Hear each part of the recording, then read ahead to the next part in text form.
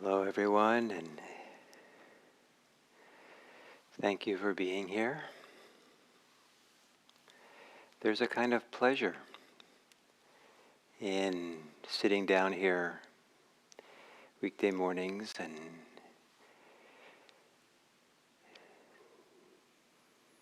being together with all of you to meditate, for me to be able to do some sharing some of what I know or about the practice. And maybe for some of you, there's also a pleasure. Some of you clearly find some pleasure in all this and the chats that you're warmly greetings and the chats you're giving. And there might be lots of things that are uncomfortable in your life. There might be lots of things which are quite difficult and challenging, and things that will lead the mind to ruminate about them and have difficult thoughts and predictions and ideas about it all.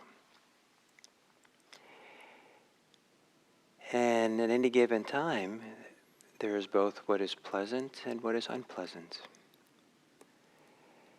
And one of the revolutionary ideas that the Buddha had for his time, and maybe for some of us it's a revolutionary idea, is to allow ourselves to feel more pleasure. And especially that's useful when we discover that a lot of the uncomfortable feelings we have, the unpleasantness we experience, has its genesis or has its support in the chronic ways in which we're thinking. Or the chronic kind of negativity bias where we kind of, through fear or through whatever reason, we tend to orient ourselves around what is unpleasant. And of course, Buddhism is about an honest assessment of what's difficult and challenging, our suffering. We're not denying that. But if we really want to be able to manage in a healthy, dharmic way with the sufferings and challenges of our life, the Buddha said it's helpful, or to paraphrase him, it's helpful to feel pleasure. You're allowed to feel pleasure. There's a role for pleasure in this practice.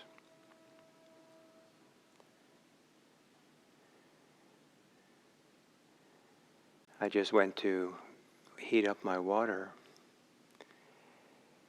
and I noticed that as I was getting ready to heat up the water, the way I was handling the cup and the filling of water, and I put it in the microwave here, that I was concerned with the talk I was going to give and teach and the activities of getting everything ready on time.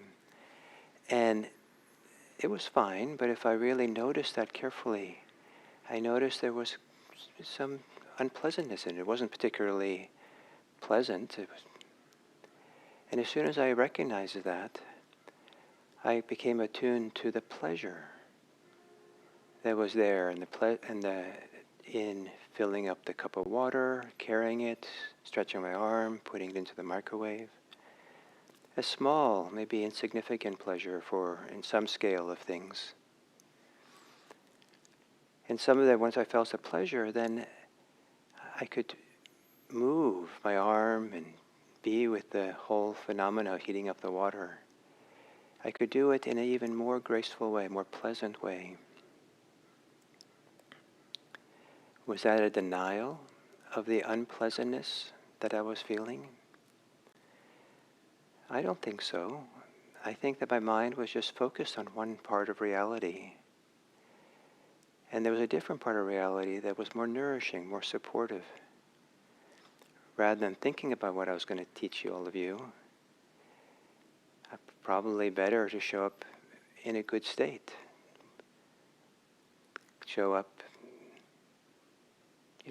more settled, more happy, more contented. So as we sit today, orient yourselves towards what is pleasant here and now. Not what's pleasant in your life more generally, but here in your body, and not having pleasant thoughts, things that are, wonderful fantasies. But if you are going to think about your meditation, can you think in a pleasant way? Can you focus your attention in a pleasant way? Can you be aware in a way that's not tense or unpleasant? Can the breathing be pleasant? So to begin the meditation, just sitting up straight,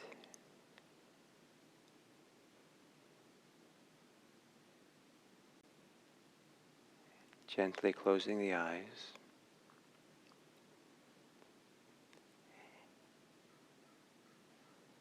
and so be sure to acknowledge and not deny that there are things which are uncomfortable. Take a few moments to acknowledge here and now in your body, your heart, your mind. Yes, there is something which is unpleasant, uncomfortable.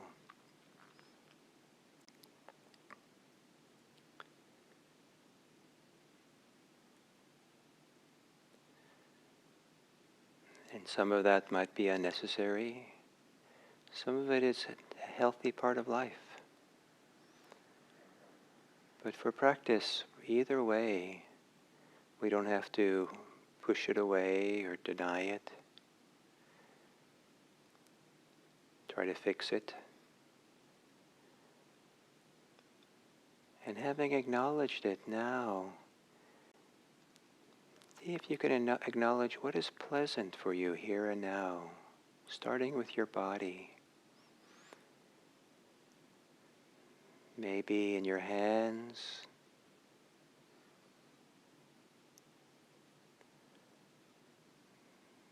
wherever it might be, the pleasantness.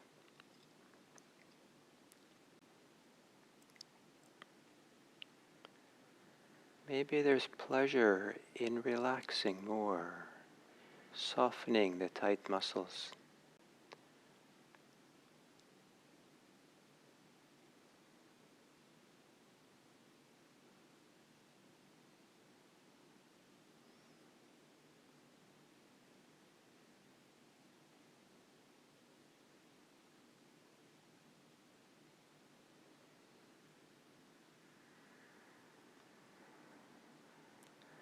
And then becoming aware of your breathing.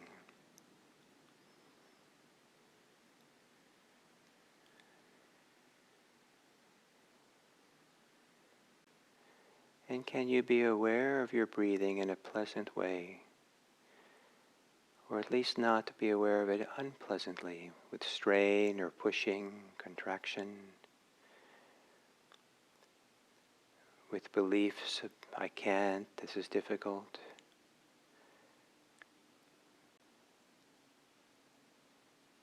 Is there something in the most simple way in which your body breathes?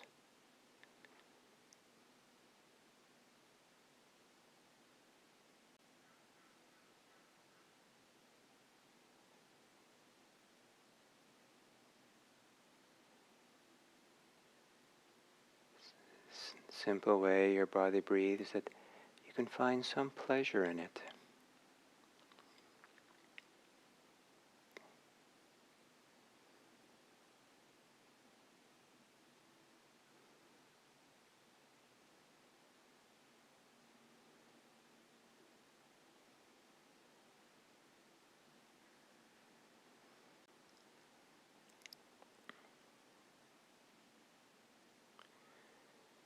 Feeling the body's experience of breathing. Is there any point in the cycle of breathing in and breathing out that has the most pleasure, most nice feeling, however fleeting it is?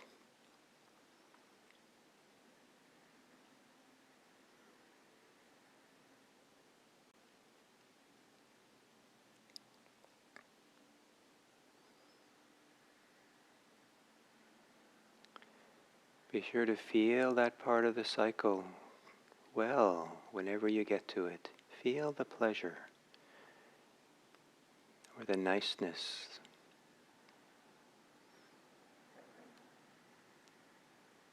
Don't have to look for dramatic pleasure.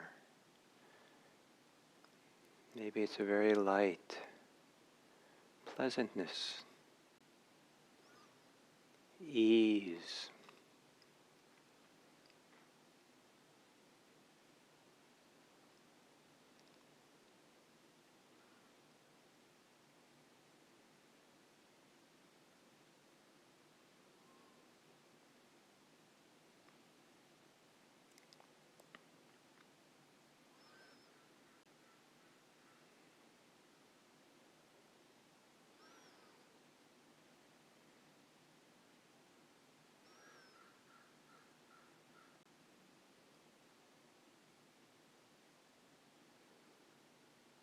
And as you're experiencing your breathing,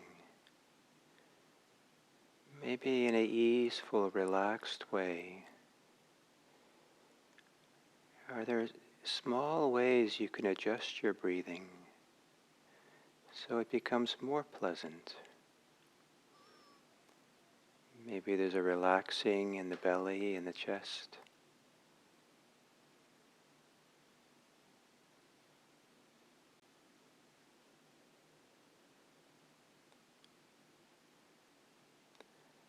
Maybe a teeny bit more breathing in, a teeny bit longer letting go as you exhale.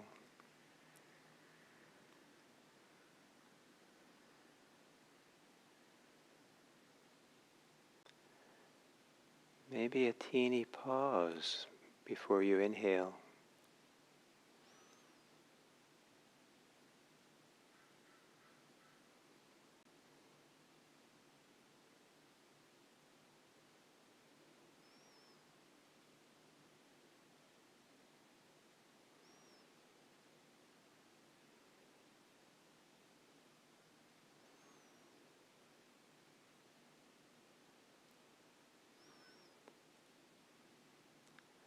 And if you can feel some pleasure, let that support the mind to be present here and now. In some ways, the mind is attracted to what is pleasant. Allow it to feel the pleasantness of the moment as a way of supporting you to be here and now.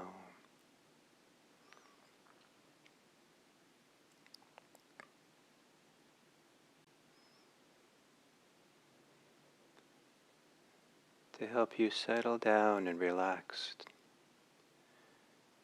To help the mind trust being present here and now.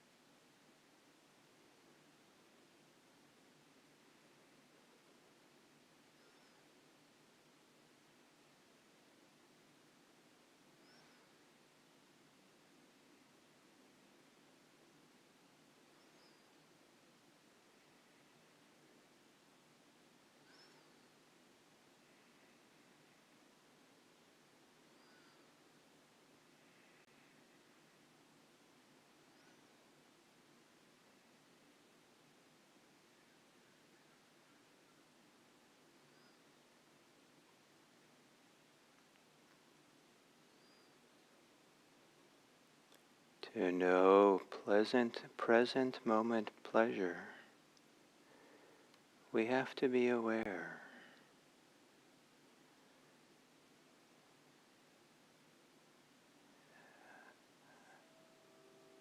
Allowing awareness to be receptive, to receive the pleasure that it knows. The simplest pleasure of the moment, here and now, in breathing, sitting here. Maybe the pleasure that comes with meditation.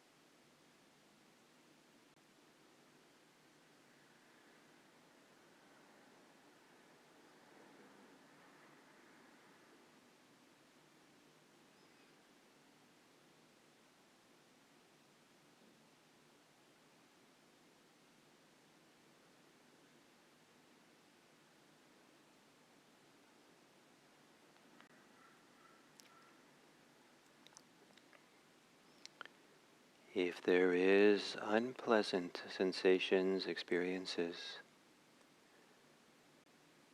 is there a way of holding them or relating to them from the places of pleasure, of pleasantness.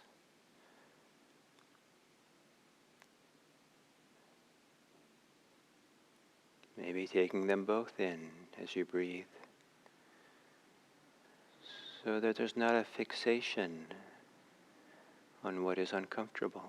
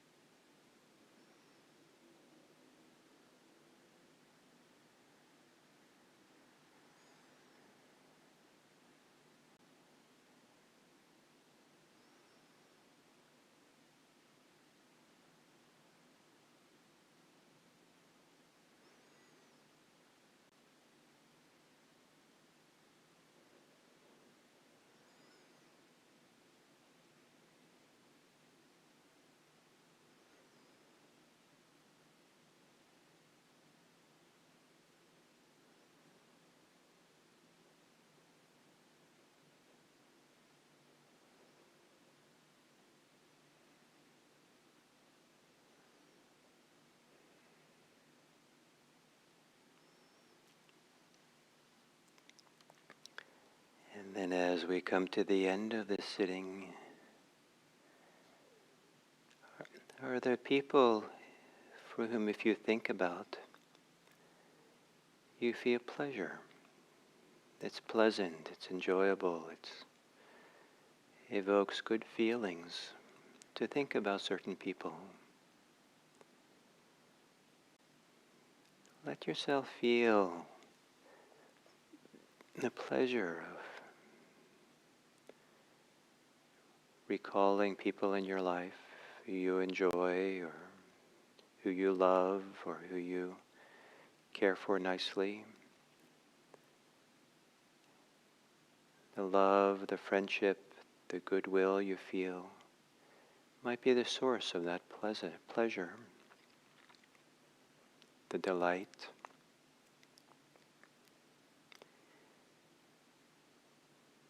And to relax into that pleasure of knowing them, thinking of them.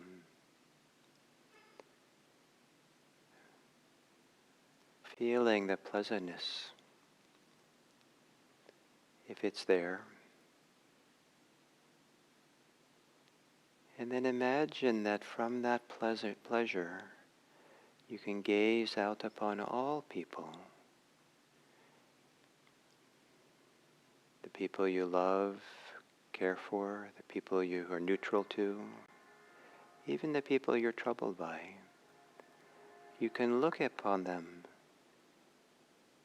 with kind, pleasant gaze. And wish them well. Is there a way that coming out of meditation that you have access to a different kind of well-wishing than you usually have? One that's more spacious, open, less reactive. May all beings be happy. May all beings be safe. May all beings be peaceful.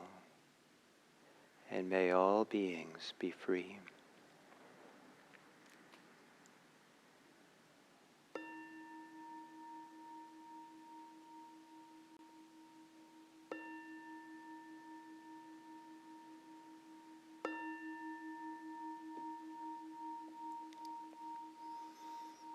Thank you.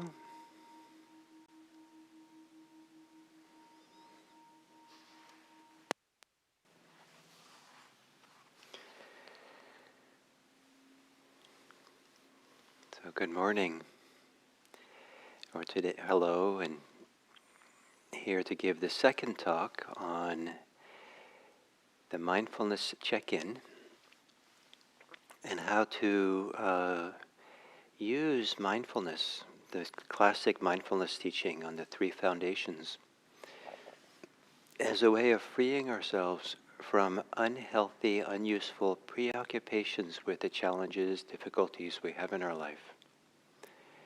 It's not a denial that we have challenges, but it's possible, all too easy for us to become fixated on them in an unuseful way. We can get preoccupied, we can ruminate, we can repeat the same kind of fear-based thoughts about what will happen, what it all means, what's going to happen to us. We can possible to steam in anger and just kind of be caught up in the endless story of blame and who did what and just angry about someone. Of course, there might be reasons to be afraid, reasons to be angry, but to ruminate with it, to persist in it and spin in it is one way, an unhealthy way, of placing our life energy, placing our attention. And it limits, it narrows the scope of a way how we can be present for what is here. And so, and even just spending a lot of time thinking about things limits our lives. Thinking has a role, but to be lost in thought. So when the Buddha taught the four foundations of mindfulness, there's no obvious place in there to be mindful of thinking.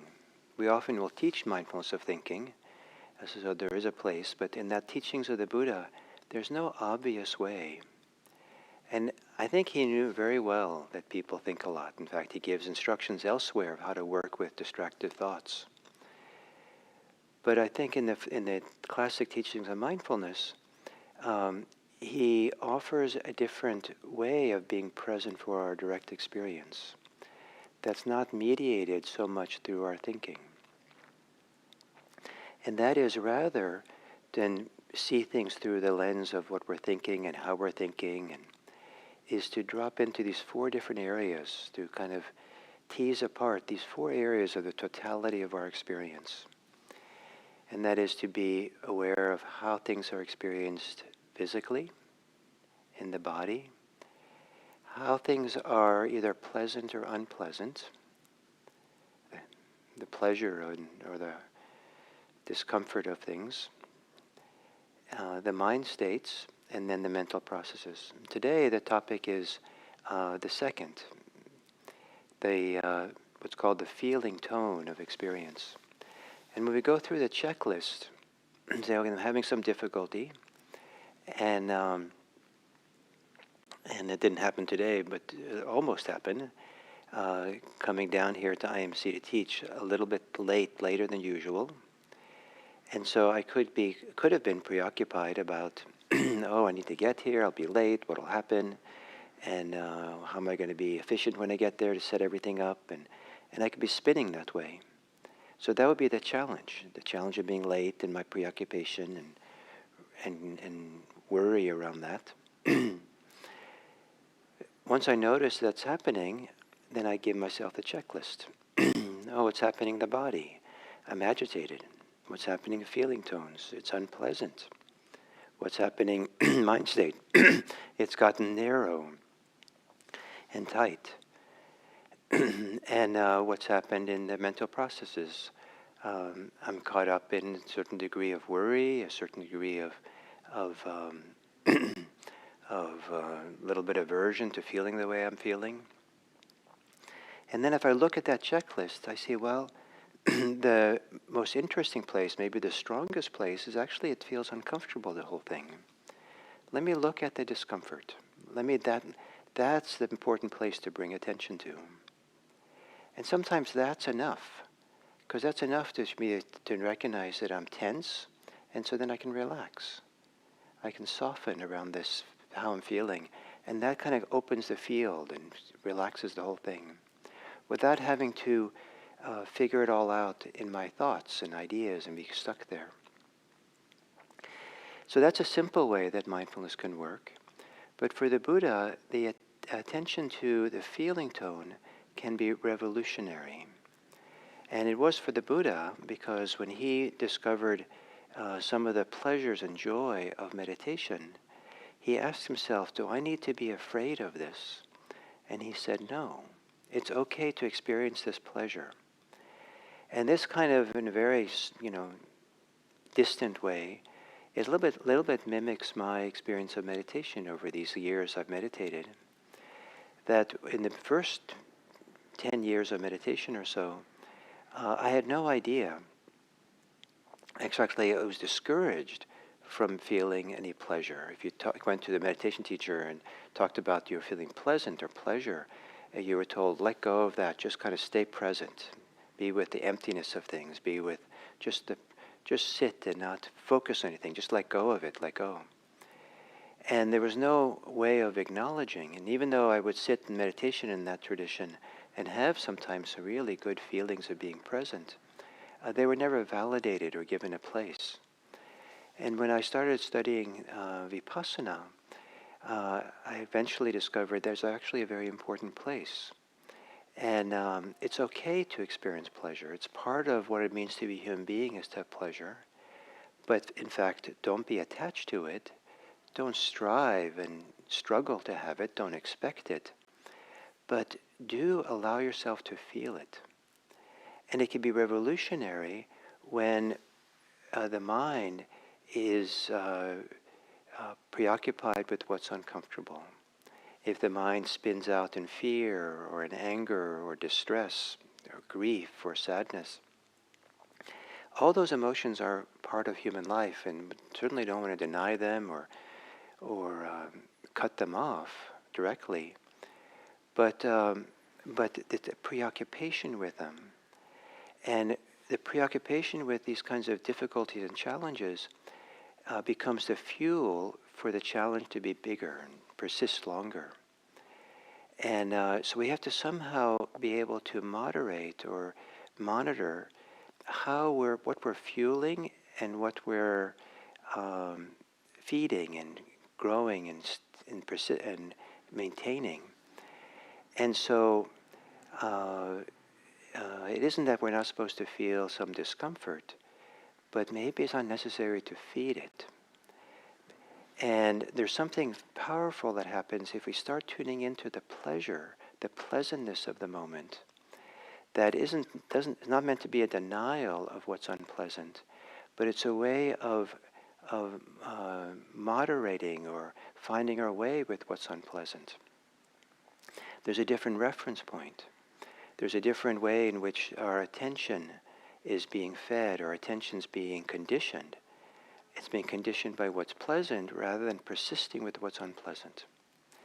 So some people might protest around this kind of idea, and that's, maybe reasonable to some degree.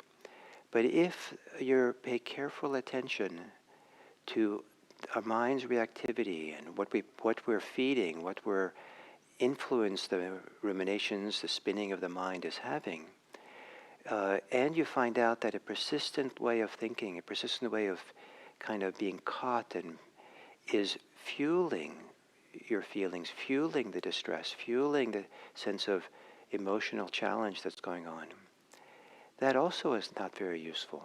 It can actually spin out. And, if you really spin out in a panic attack or really spiral downward, it's really good to go do something different that's enjoyable. Go find a kitten to play with. Many years ago, I used to take long showers when I was really spinning out with fear, and that would somehow settle anything, the pleasure of the shower. Go for a walk where you can enjoy trees and skies or something, and finding something pleasant to do when we're in danger of spinning out with our preoccupation is a very good intervention. And to settle the nervous system, to quiet things down. And then we'll be in a better place to come back and address the issue. Not a few people have found that taking a pleasure break, to going off and doing something enjoyable, playing with the kitten, and then coming back later to address the challenges we have, they're in such a better place to reflect on it, think about it wisely, or do what needs to be done. So that's a common kind of everyday kind of thing that people can do. But we also learn to do that in meditation and through mindfulness. We learn to not prioritize the unpleasant, not prioritize the negativity bias that we might have in all kinds of ways it plays out. But for many people, starting to feel more pleasure in the pleasantness of life and here and now is just bringing things into balance when we're imbalanced in the direction of what's uncomfortable. And as we start feeling the pleasure of what's comfortable, and give ourselves more time for that, that begins having a different conditioning on our emotional life, our mental state. It tends to change the energy level of what's being energized and being, spinning out. And it tends to energize healing states, pleasant states for here. It's a lot easier to be with our challenges, emotional challenges, mental challenges, worldly challenges, if we can hold it in a place of being calm, open, pleasant, kind of at ease in the world and enjoying it. So to go through the mindfulness checklist, and when you get to the, is this pleasant or unpleasant, the experience, there's two things that are important. You can say, you notice that that's where the pleasant, unpleasant, that's where the salient aspect, that seems to be the significant thing I want to bring my attention to. So of those four things in the checklist, you might spend sometimes more time with the second. And sometimes all that's necessary is to know it well and be present for how it is, present for the unpleasant. That can change things. But sometimes you want to bring a balance into the whole system by intentionally focusing more on what's pleasant. Not manufacturing it, not going out and getting alcohol to make it pleasant, not doing something that's too artificial or too contrived or something which doesn't have a good influence on you. But healthy forms of pleasure, maybe forms of pleasure that don't require doing anything, but rather, different than what you're doing, but rather availing yourself of the pleasure that's already here. And that's what we can do in meditation. what's already here? And can that be a support for being with even the difficulties? Can I let that meditation pleasure, can I take it in fully? And if in the course of meditation, pleasure arises, even the pleasure of being a little bit calmer than you were before, let that register. Receive that. Let that be. Don't be in this old school dismissing it. Or can't be attached to that. Yeah, don't be attached if you can, but you're allowed to feel it and take it in, be nourished.